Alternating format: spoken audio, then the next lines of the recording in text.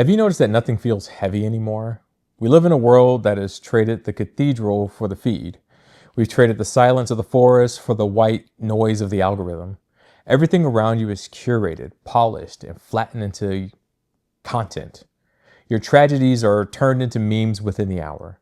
Your deepest anxieties are used as data points to sell you better supplements. Your relationships are swipeable. Your God is a vibe. You're exhausted because you're living in a world without gravity. You're floating in a vacuum of irony and sarcasm where nothing is allowed to be serious, nothing is allowed to be ancient, and nothing is allowed to be holy. You scroll late at night, not because you're looking for entertainment. You've had enough of that to last 3 lifetimes. But really, you're starving for something that doesn't disappear when you refresh your page. You are looking for something that is sacred. And you're starting to realize that if nothing is sacred, then ultimately, nothing matters, including you. Hi, I'm Jay. Stick around and I'll explain it. We have committed a quiet cultural suicide. We decided that the old world was too restrictive, too superstitious, and too heavy. So we deconstructed it. We mocked the rituals. We laughed at the idea of objective truth. We replaced wonder with analysis. We thought that by removing the sacred, we would finally be free. Instead, we got triviality. Look at how we communicate. We speak in layers of irony. We never say what we mean because being sincere is a social risk of being considered cringe. If you're sincere, you can't be hurt. If you're ironic, you're invisible. But an ironic lie is a thin life. It's a life lived behind a plastic shield. This is why your brain feels hijacked and why love feels too much like work. Because both your mind and your heart were designed to latch on to things that are greater than you. Humans are transcendent seeking creatures. We are built to look at the stars and feel small. We are built to stand before the divine and feel a holy fear. But the modern world has flattened the stars. It has put the divine in a box and labeled it mental health or spiritual wellness. When you remove the top from the world, the transcendent, the holy, the God who is other, you lose the meaning of everything underneath him. If there is no high, then there is no low. There is only the middle. There is only the now. There is only the me. And the me is a very small, very boring place to live for 80 years. The reason you need a podcast playing while you shower and a YouTube video playing while you sleep is because silence is where the sacred tries to speak. We talked about it in a video.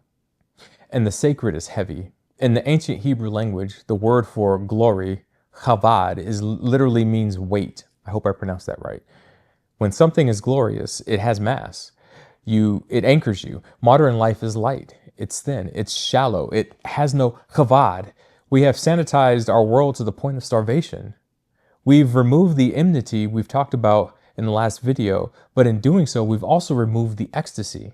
We've tried to make life easy, but we accidentally made it meaningless. You feel a sense of digital decay because your soul is built for a sacred architecture that doesn't exist in a 5G world. You were made to participate in a story that started before you were born and will continue after you die. But the world tells you that the only story that matters is your personal brand and your current mood. This is the lie of the secular age.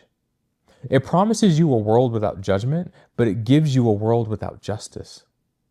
It promises a world without sin, but it gives you a world without sacrifice. It promises a world without God, but it gives you a world where everything tries to be God, and none of it carries the weight of your soul. Let me ask you this. What if your numbness isn't a lack of emotion, but a lack of awe?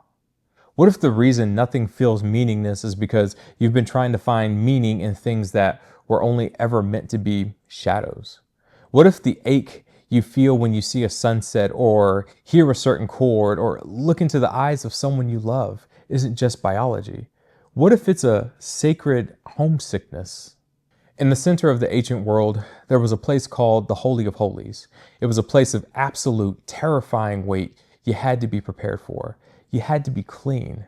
It represented the bridge between the infinite and the finite, but we live in the after. The gospel is the announcement that the sacred, the weight of glory himself, didn't stay behind a curtain. He didn't stay transcendent. He became immanent. He stepped into the digital age, the chaos, and the shallow world that we've built. Jesus Christ is the explanation for everything because he's the only one who is both heavier than the world and nearer than your own breath. He came to be the anchor in the middle of it. When he died on the cross, the curtain in that Holy of Holies was torn from top to bottom. The sacred was released. The reason you feel lonely in a crowded room is that you were made for a sacred communion that can't be found in a comment section. You were made to be known by the Creator of the stars. You were made to be heavy with his glory. When you stop trying to find meaning and start worshiping the source of meaning, the world starts to gain weight again. Love stops being work and starts being a sacrament. Masculinity stops being drift and starts being mission. The noise stops being truth and starts being distraction. This is the end of the series, but it's the beginning of the real. The map out of the numbness isn't a 10-step plan. It's a 1-step surrender. It's admitting that you cannot live in a world without a center. It's admitting that you are spiritually curious because you are spiritually starving. Stop settling for content. Start searching for covenant. Stop looking for identity and start looking for your inheritance. The world is not a joke. It is not a meme. It is a sacred theater, and you have a role to play that was written for you before the foundations of time. The hollow feeling in your chest is an empty throne.